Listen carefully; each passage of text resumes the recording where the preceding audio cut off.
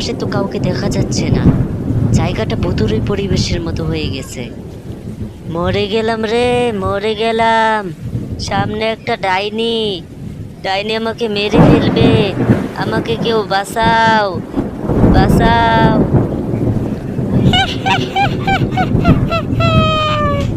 আজকে তোকে আমি মেরে ফেলবো, মেরে ফেলবো রে।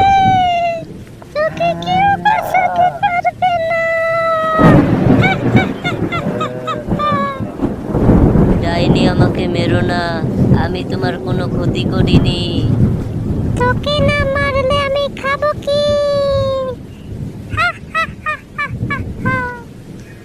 এই বলে ডাইনি লোকটিকে খেয়ে নিল।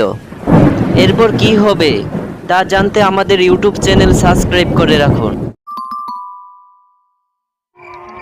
আজকে অফিসের কাজ শেষ করতে অনেক রাত হয়ে গিয়েছিল। আমি এখন একা এই নিরিবিলি রাস্তা দিয়ে বাড়ির দিকে যাচ্ছিলাম। গা সিমসিমে ঠান্ডা বাতাস বইছিল। লোকের মুখে শুনেছিলাম সামনে একটি পুকুর পাড় আছে, সেখানে রাতে অলৌকিক ঘটনা ঘটে। আমি অবশ্য এগুলো বিশ্বাস করিনি। যখন আমি পুকুর পাড়ের দিক দিয়ে যেতে থাকি, আমি কারো হাসির শব্দ শুনতে পাই। তখন আমি থমকে দাঁড়িয়ে যাই। হাসির শব্দ বেড়েই যাচ্ছিল। আমি আশেপাশে তাকিয়েও দেখেছিলাম, কিন্তু কাউকে দেখতে পাইনি।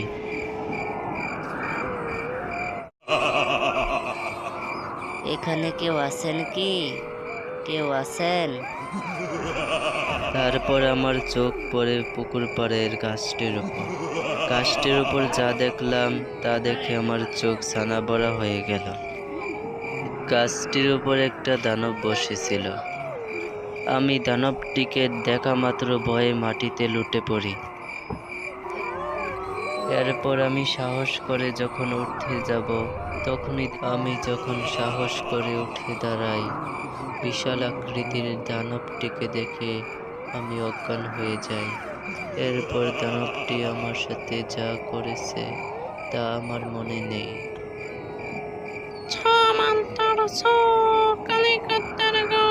এই মানুষটাকে আমার কাছে নিয়ে আয়।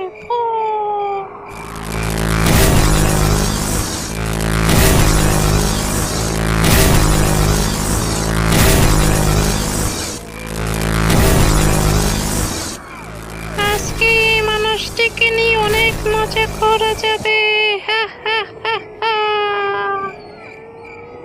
এরপর দানবটি আমাকে তাদের দেশে নিয়ে গেল।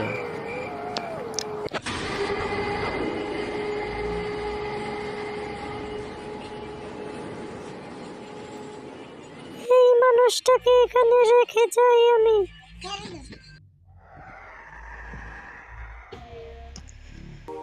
আমি যখন চোখ খুলি তখন চারদিকে তাকিয়ে দেখি, কিন্তু কাউকে দেখতে পাই না। আমি একটা গুহার মধ্যে আটকে ছিলাম, যেখানে বের হওয়ার পথ ছিল না। আমি অনেক ভয় পেয়ে গিয়েছিলাম। এরপর আমার মনে পড়ল দানবটি আমাকে এখানে নিয়ে এসেছে।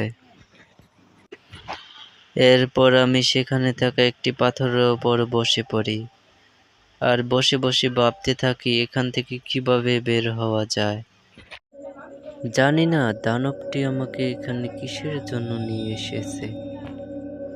এরপর আমি কোনো উপায় না পেয়ে দানবটির জন্য অপেক্ষা করতে লাগলাম।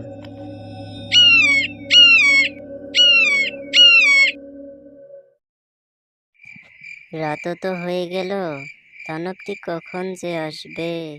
দানবটি এখানে না আসলে আমি তো এখান থেকে বেরই হতে পারবো না। আরও কিছুক্ষণ অপেক্ষা করার পর উপর থেকে একটা শব্দ ভেসে উঠল। আমি উপরের দিকে তাকিয়ে অনেক ভয় পেয়ে গেলাম। আমি দেখলাম দানবটি পাথর ভেদ করে গুহায় প্রবেশ করছে। এরপর কি হবে তা দেখতে হলে আমাদের চ্যানেলটি সাবস্ক্রাইব করে রাখুন।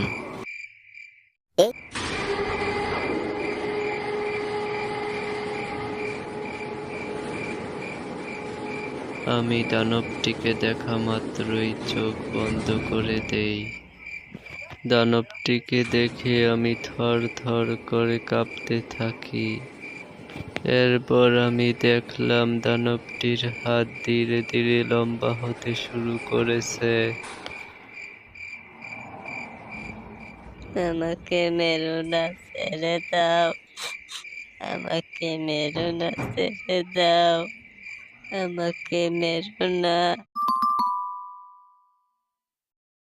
আজকে তোকে খেয়ে অনেক মজা করা যাবে।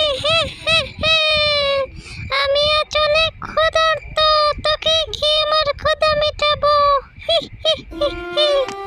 আমাকে মেরো না, ছেড়ে দাও। আমাকে মেরো না।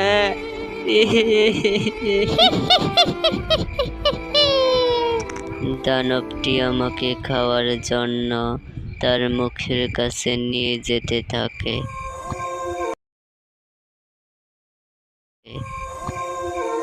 এরপর আমি যা দেখলাম তা দেখে আমি বিশ্বাসই করতে পারলাম না। ভয়ঙ্কর দানবটি একটি সুন্দরী মেয়েতে পরিণত হয়ে যায়। এরপর আমি ধীরে ধীরে মেয়েটির কাছে গেলাম। মেয়েটি অজ্ঞান অবস্থায় ছিল, তাই আমি তাকে ওঠানোর চেষ্টা কর। রামগঞ্জ লক্ষ্মীপুরের ছোট একটি গ্রাম লক্ষণদর পাড়া। সেখানে নদীর পাড়ে ছোট একটি ঘর। ভেতরে একজন বৃদ্ধা, ওনার স্ত্রী এবং তাদের একমাত্র একটি ছেলে। বৃদ্ধার নামটি ছিল আব্দুল, স্ত্রীর নাম ছিল সাজেদা এবং তাদের ছেলের নামটি ছিল রিয়াজ। আব্দুল যৌবনকাল থেকে জিনদের নিয়ে কাজ করে এসেছে। ওনার একটা স্বপ্ন, নিজের থেকেও শক্তিশালী কোনো জিন ওনার বশ হয়ে থাকবে। এসব নিয়ে কাজ করতে করতে শেষ বয়সে চলে এসেছে, কিন্তু তিনি তার লক্ষ্যে পৌঁছাতে পারেননি। এইদিকে ওনার ছেলে রিয়াজের যখন 12 বছর বয়স, তখন থেকে তিনি রিয়াজকে এই পথে আনবেন বলে প্রতিজ্ঞা করেছিলেন। ওইদিকে রিয়াজের বাবা অনেক অসুস্থ হয়ে পড়েছেন, কোনো মতে কোনো কাজ করতে পারছেন না। অন্যদিকে সংসারের হাল তিনি রিয়াজের ওপর দেওয়ার জন্য প্রস্তুত নিয়ে ফেলেছেন। বাবা রিয়াজ, আমি না হয় আর অল্প কদিনই বাঁচবো, বেশি দিন আর নেই। তোর মনে আছে আমি তোকে ছোটবেলা থেকে কি শিক্ষা দিয়ে এসেছি? তুই আমার মুখ উজ্জ্বল করবি। এলাকার মানুষ সবাই জানে তোর বাবা একদিন জিনের রাজাকে বশ করবে, কিন্তু আমি সেটা পারিনি। তুই আমার একমাত্র ছেলে, তুই যেভাবেই হোক আমার কাজটা সম্পূর্ণ করবি। আজকে থেকে আমার জায়গায় তুই কাজ করবি, এলাকার মধ্যে কবিরাজি করে সংসার চালিয়ে নিবি।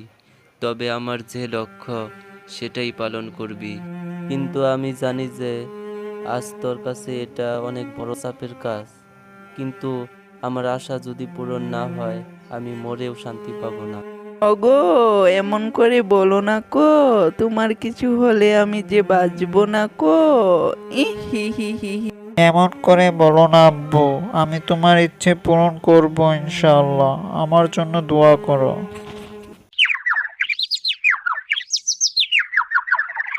পরের দিন সকালবেলা রিয়াজ বাবা মার থেকে দোয়া নিয়ে জিনের উদ্দেশ্যে বাড়ি থেকে বের হলো।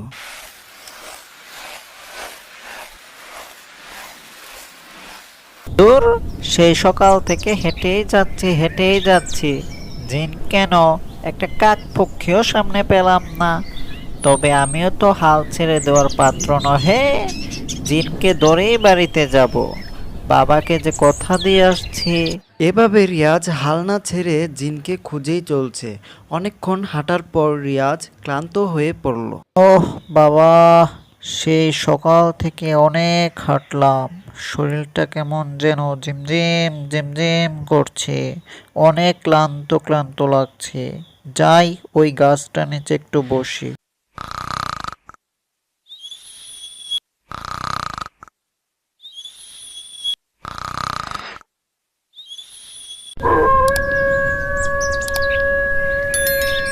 রিয়াজ গাছটির নিচে গিয়ে ঠান্ডা হাওয়া পেয়ে ঘুমিয়ে পড়ল। ঘুম থেকে জেগে দেখে অনেক রাত হয়ে গিয়েছে। ওরে বাবা, কখন ঘুমিয়ে পড়েছে বুঝতেই তো পারি নাই। রাতও তো অনেক হলো, এখন আমি কোথায় যাব এই অন্ধকার জঙ্গলে? হে আল্লাহ, তুমি আমার সহায় হও। আরে এই গ্রামটির নাম কোয়ারচালা। অনেক দিন আগের কথা। এই লোকটি বাজার করে তার বাড়িতে যাচ্ছিল। যেতে যেতে হয়ে গেল সন্ধ্যা, পথের মধ্যে পড়ল একটি আম গাছ। যেই লোকটি আম গাছের কাছাকাছি আসে, তখন লোকটি ভয়ঙ্কর একটি আওয়াজ শুনতে পায়। তারপর হঠাৎ করে একটি ভূত আসে। তাই লোকটি অনেক ভয় পায়। ভয়ে লোকটি বলে, আমাকে মেরো না ভূত, আমাকে ছেড়ে দাও। ভূত বলে, আমি অনেক দিন ধরে না খেয়ে আছি, আজকে তোকে খেয়ে আমার তৃষ্ণা মিটাবো। এই বলে ভূতটি লোকটিকে খেয়ে ফেলল। এরপর ভূতটি লোকটিকে খেয়ে আবারও আম গাছের মধ্যে চলে গেল।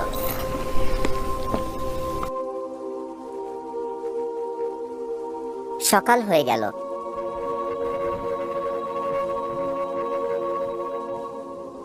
লালের বউ তার ছেলেকে পরীক্ষায় খারাপ রেজাল্টের জন্য বকা দিচ্ছিল। তারপর লাল তার বউ ও ছেলেকে বিদায় দিয়ে অফিসের কাজের জন্য চলে গেল। সবাই সবার দিনের কাজ শেষ করে বাড়ি যেতে লাগলো।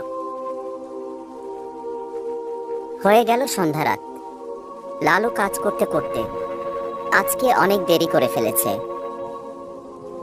লাল যখন এই ভয়ঙ্কর আম গাছের দিক দিয়ে যাচ্ছিল, তখন পেছন দিক দিয়ে বিকট একটি আওয়াজ শুনে দাঁড়িয়ে যায়। লাল পেছনে তাকিয়ে দেখে কিন্তু কাউকে দেখতে পায় না। লাল অনেক ভয় পায়। হঠাৎ করেই একটি ভূত চলে আসে। লাল চিৎকার করে কিন্তু কেউ শুনতে পায় না।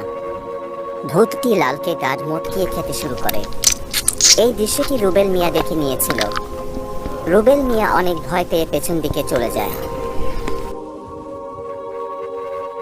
সকাল হয়ে গেল। লালের বউ ও তার ছেলে চিন্তিত হয়ে পড়ল।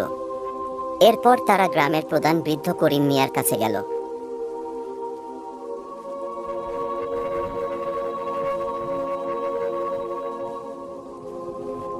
গ্রামের প্রধান করিম মিয়ার কাছে গ্রামবাসীরা জড়ো হলো। তারপর রুবেল মিয়া করিম মিয়াকে এই ঘটনাটি বলে যেভাবে লোক অদৃশ্য হচ্ছে। বৃদ্ধ করিম মিয়া বললেন, আমার দাদার দাদার আমলেও এই ধরনের ঘটনা ঘটেছিল। তখন শোনা যেত পুরনো আমগাছের নিচে এক ভূতের বাসা ছিল। সেই ভূত প্রতিদিন একজন করে মানুষকে নিয়ে যেত। গ্রামের তরুণ রফিক সাহস করে বলল, আমরা কি সেই আমগাছটি দেখতে যাব না? সবাই রাজি হলো। আর সেই রাতে রফিক, করিম মিয়া এবং আরো কয়েকজন গ্রামের মানুষ মশাল হাতে নিয়ে আমগাছটির দিকে রওনা দিল।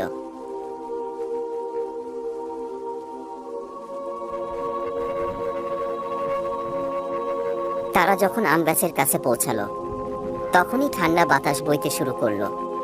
আর অন্ধকারে গাছের নিচে একটি সাদা ছায়া দেখা গেল। সবাই চিৎকার করে উঠল, ভূত! তারপর রফিক সাহস করে ভূতকে বলল, ভূত, আমরা তোমাদের কি ক্ষতি করেছি? আমাদের গ্রাম থেকে চলে যাও। ভূত বলল, আমার অনেক খিদে লেগেছে, আজকে তোদেরকে খেয়ে ফেলবো। তারপর সবাই ভয় পেয়ে যায়। এরপর রফিকের মাথায় একটি বুদ্ধি আসে। রফিক বলে, সবাই হাতের মশাল ভূতের শরীরে সুরে মারো। সবাই তখন মশাল সুরে মারে। তারপর ভূতটি মারা যায়।